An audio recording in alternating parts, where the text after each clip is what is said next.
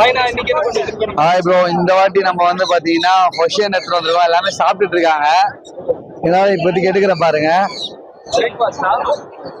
Lunch breakfast தான் முடிஞ்சிருச்சு அவங்களுக்கு. கிட்டன் வைஸ் ஃபுட்டே கிளம்பா இருக்க மாட்டோம் நம்ம ஃபார்மை பொறுத்த வரைக்கும்.